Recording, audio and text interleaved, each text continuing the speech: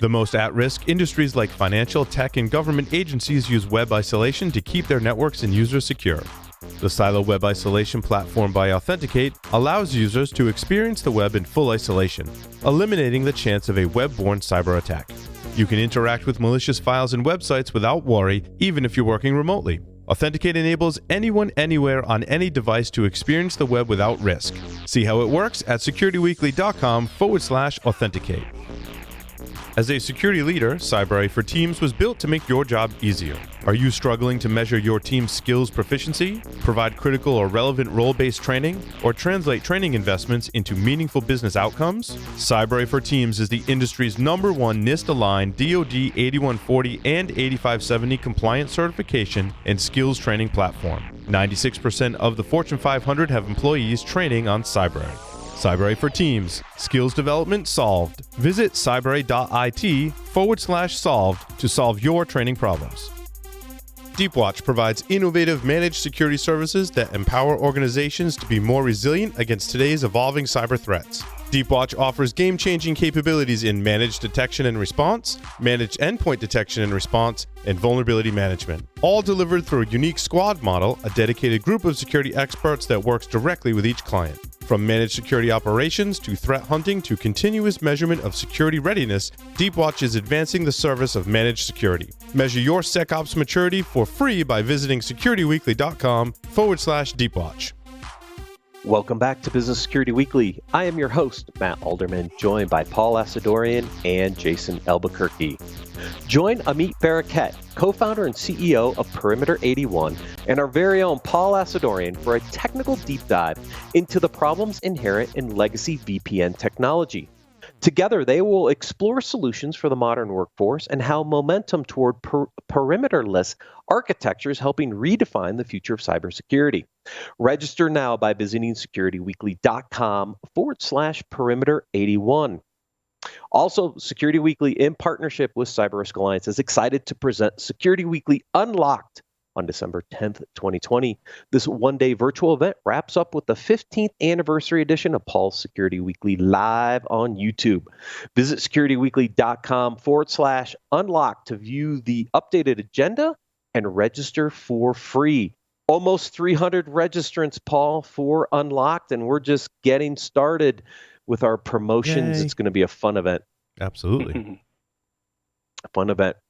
All right, so let's get into these articles. Now, I start with a pretty interesting article because this one kind of, I didn't know if I fully agreed with it, Jason, when I started reading this. I mean, at the bottom, it gets a little better. I read this article.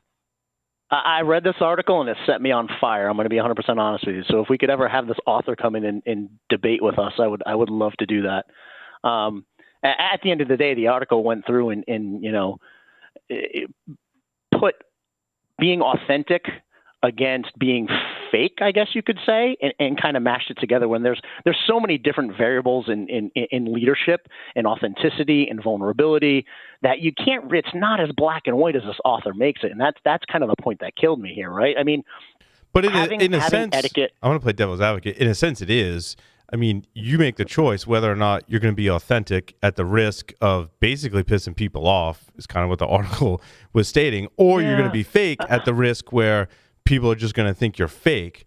And I don't know what the right answer is, but I do think that you have a choice. I guess I'm bad at playing devil's advocate because deep down I do agree with you, Jason, right? But you pick. Like, I think that Steve Jobs purposely chose that he was going to be authentic, that there was nothing fake about it, and you can say whether or not you believe he was a great leader. If you look at the results, in my opinion, they're certainly there.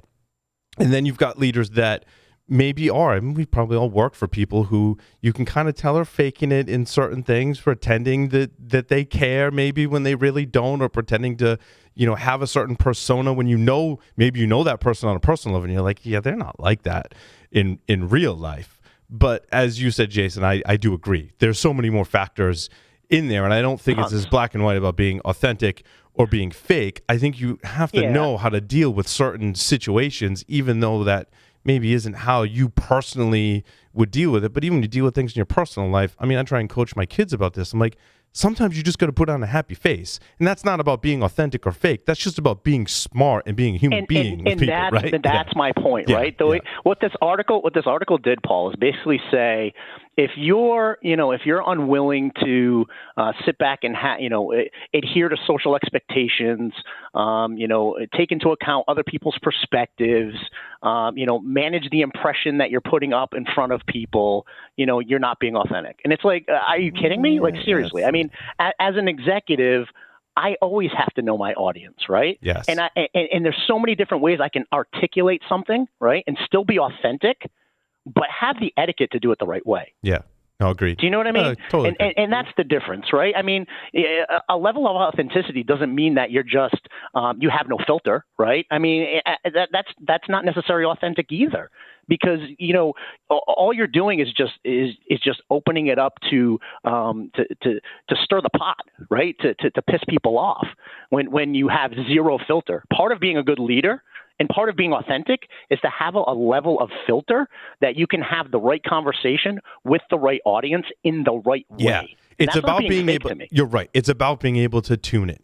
And some people, I think, have less of an ability to tune it than others, but I think most people try and strike a balance. If you don't, I also think that's okay, because that ends up, in Steve Jobs' case, becoming the culture of your organization. And if people accept that and want to move forward, knowing that that's the way things are and that's part of the culture, that's totally cool, as long as you're transparent about it. I 100% agree. He makes this choice at the end, is that if you're not authentic but you're helping the welfare of people, that's okay, versus if you're authentic and incompetent. And I don't think those are the two choices, but that's how he summarizes at the end. Yeah, exactly. This article is way too black and white. I mean, there was a point here where I started reading. It was right near the end, where he started talking about like Stalin and Mao and all of these, all of these historic leaders who were absolute villains, right? In my mind. And started talking about, if they were true to their values, would we have been better off? And it's like, come on. I look at those type of folks in this world, and they had no place in this world because their values were corrupt. But that's a great point, Jason. It's not about whether you're authentic or fake necessarily, which both of those could have negative connotations. It's more about your intent. And we see that when we talk about 100%. Like hacker stories, for example, where a student breaks into blah, blah, blah.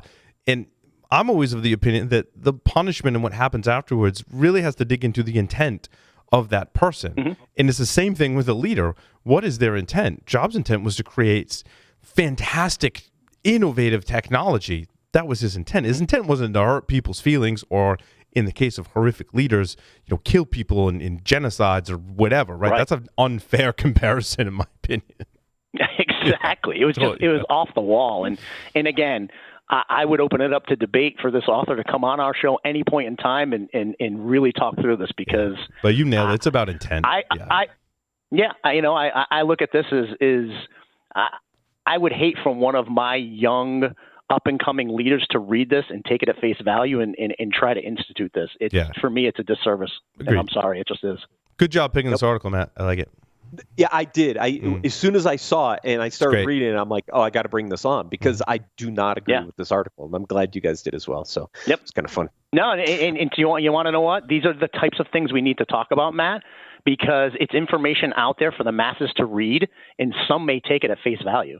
And part of our job is not only to bring up articles that are going to, benefit folks from reading them and following them and doing what they say, but it's also to be able to weed out some of the issues that we're seeing out there, right, in the media.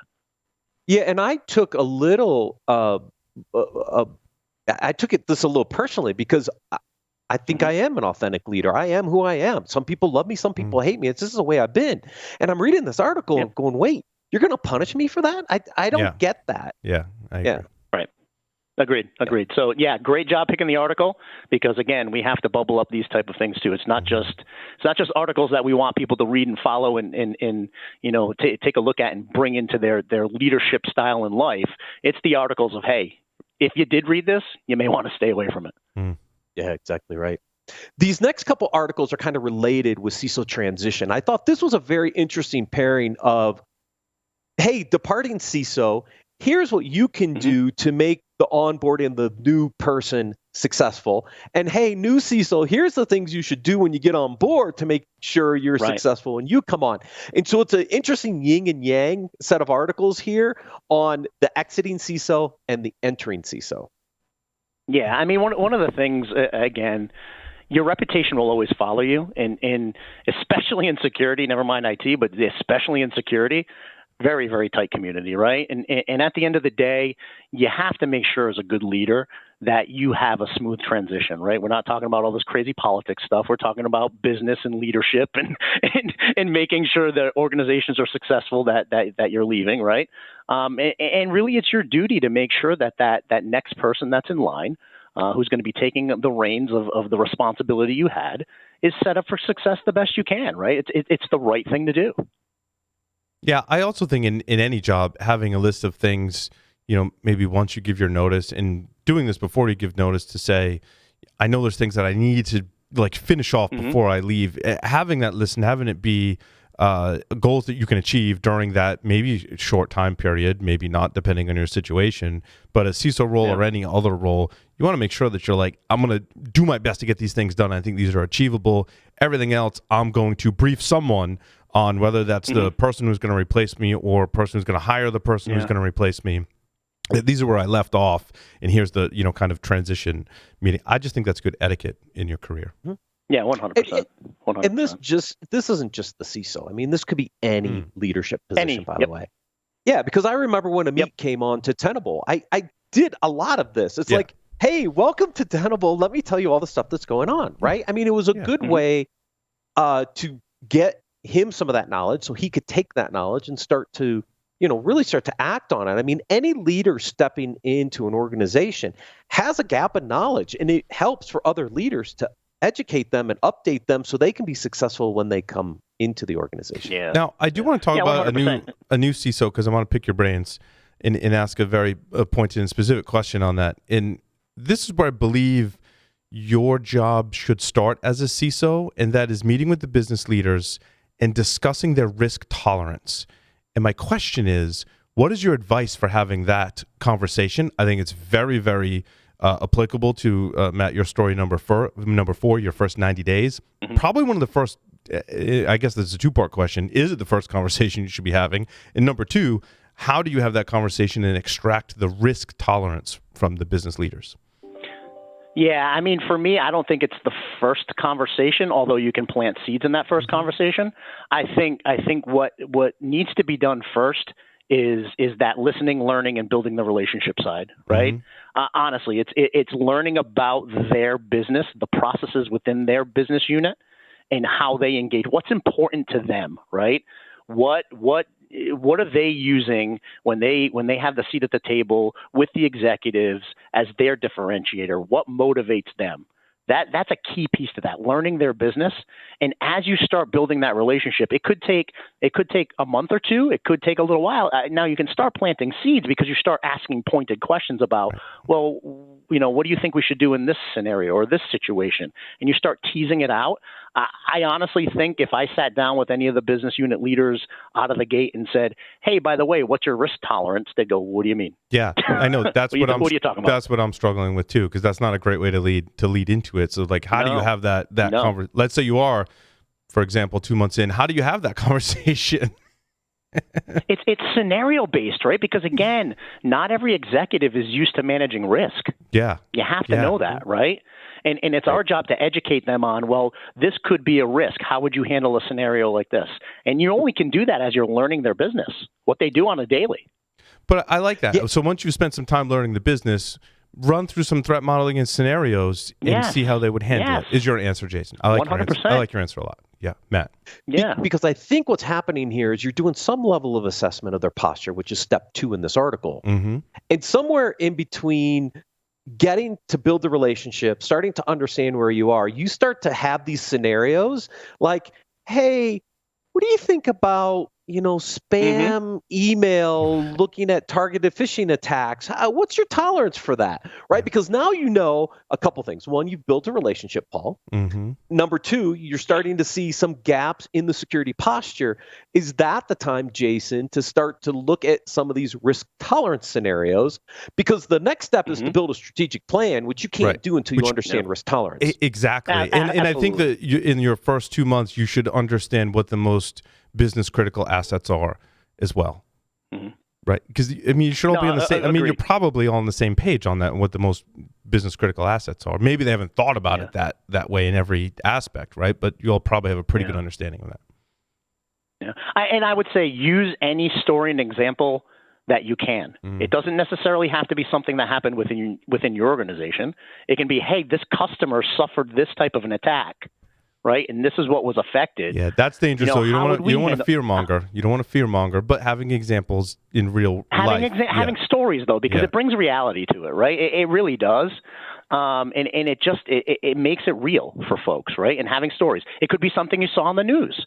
It could be a partner. It could be something, right? And again, it's finding those seeds for conversation that allow you to tease it out, because you're basically saying you're basically doing that risk assessment and risk tolerance assessment with stories and examples and a little bit more organic than just kind of coming out and having a checklist of things you want to go through. I would say those stories and examples have to be pertinent to the business assets and the business, right? Yep, because I 100%. think we fall in the trap is, well, I really want to do more with cybersecurity, and well, Russia just hacked this and had this campaign. It's like, not a relevant story. Right, it has to be relevant. Yeah, it does 100%. And that's why I brought in the next article, which is why CISOs must be students of the business, right? We've talked about this, Jason, before. And to your point, Paul, yes. Where is the revenue driver? Where are the critical assets that are driving revenue? Because those are part of your risk tolerance conversation at some point. Yeah, and that's the key. It's really flipping the mindset from being viewed as a department who is not key to helping drive revenue or differentiation or value add to your customers, and really flipping that conversation to, wait a minute, we do actually add value, right? We do help generate revenue. We can be an organization that can allow for differentiation in conversations with customers, and having those business level conversations about how you're helping finance, right, reduce risk.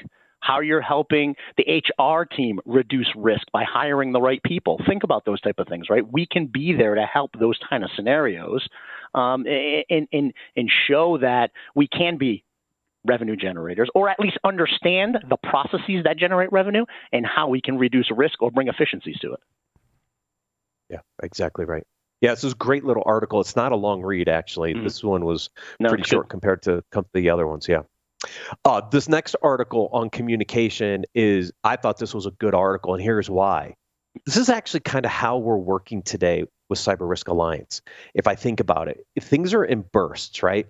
I was joking the other day, I've got like 5 or 6 jobs, right? Because we're transitioning into a new business. There's a lot of integration work.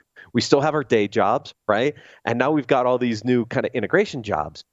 And I'm reading this article going, wait a minute, this is actually kind of how I work, because I have to work in bursts, because I have to stay focused.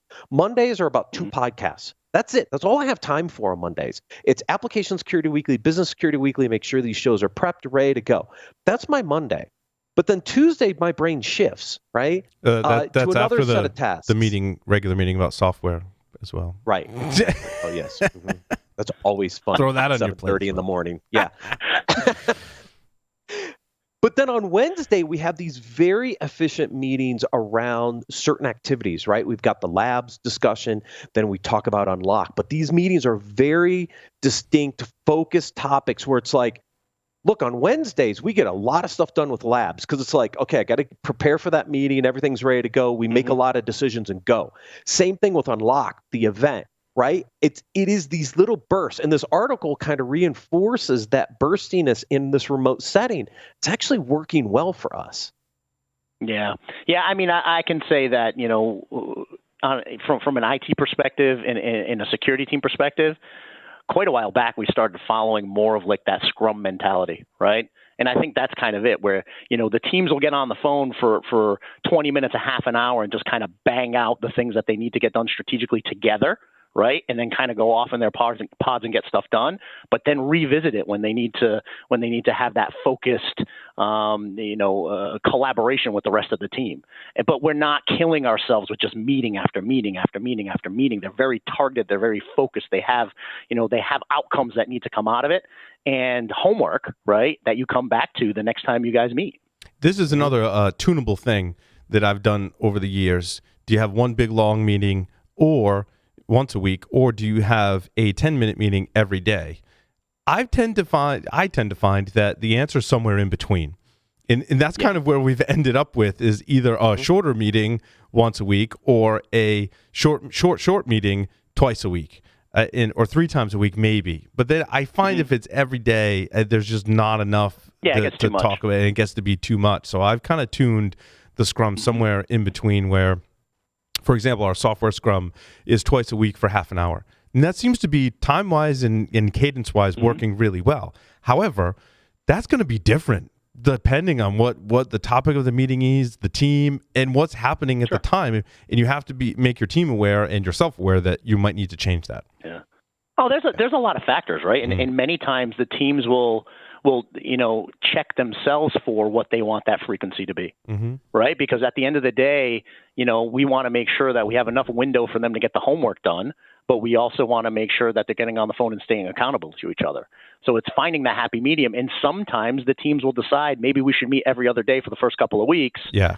And then after that, we start meeting, twice a week, once a week, whatever the case may be. I think where I'm transitioning, they find their good cadence. They find their balance. Agreed. And I think there's also, once you get going on a particular project or subject, an ability to bring in other people that don't normally attend the meeting. So rather than having a separate meeting, I'm leaning towards, let's bring in people once or twice a month to this regular meeting to get a different perspective, to keep the regular meeting, keep it moving Agreed. forward. Bring in some subject matter experts or stakeholders. Yep. Yeah, different stakeholders. Yeah, is where I'm leaning towards, actually. Yeah, and it seems to be working because we are doing a lot of transition over these past couple months. So it's like, my meeting schedule went through the roof. But if we're doing them in consolidated bursts, it's actually a lot easier to wrap your head around and keep everybody synchronized, which I think is hard when you have large chunks of your organization not meeting on a daily basis or having the ability to meet face-to-face in this environment. Yeah. And the other thing I would say, too, is just make sure that your teams have the ability to schedule focus time, because that's their, they could be always on for weeks and weeks and weeks. And if you're not making sure they're scheduling focus time, it's literally going to, they're going to feel like a manufacturing firm. So for me, it's in the beauty of the M365 suite is now you can start forcing focus time into your calendar, which I think is great. I promote that with my team. Get that focus time in there so you can disconnect from the meeting overload and really focus on some strategy or develop ideas or innovate. Or write blog post articles or abstracts for webcasts or Right. But you got to force it in your calendar because you will become overwhelmed with the whirlwind. You'll let the day-to-day, take over, and you can't let that happen, right? So you have to force that focus time into your calendar. Very important. Absolutely. Yep. This last article, we just did a great session with Cybrary. Happened to be this article at the same time. What are some of the top IT certifications? They talk here about degree programs as well. I think it's a great summary of the different types of certifications that people are looking for. And then you've got somebody like Cybrary who's offering a platform that allows you to prep for some of these certification exams. Yeah, I think they did a good job of kind of summarizing some of the need that's out there today, the certifications that are probably in job descriptions out there on the internet, right? But again, a lot of it's dependent. We talked about it in the last segment, right? A lot of it's dependent on what the organization needs. I mean, from an IT services perspective, we're going to look for the CCIEs, right? We're going to look for folks who may be certified in Fortinet or something like that, because again, IT services and managed services, we have different needs. So, it depends, but this is a good kind of list of certifications that the industry needs right now. yeah, I thought it was a good summary as well. I think I did pass my CCNA at one time. I think it's probably expired, but I never had enough hands-on experience to go after the CCIE. So hats off to anybody that goes through that certification, because I saw a couple guys go through it in my career. Let me tell you, we have quite a few of them here at Carousel, and we have some of the OGs, like the original folks who ended up having to go to like Norway to go test when they only did it one place in the world every year. So we have some of those OG CCIEs on staff here. There you go. But it's a good list if you want to know how to get into the industries, different certifications to look at, or for your career pathing. They're here. Cybrary obviously has a platform to help you get there. Gentlemen, it's always a pleasure. Thank you for joining me today. Thank you everyone for watching and listening, and we'll see you next week on Business Security Weekly.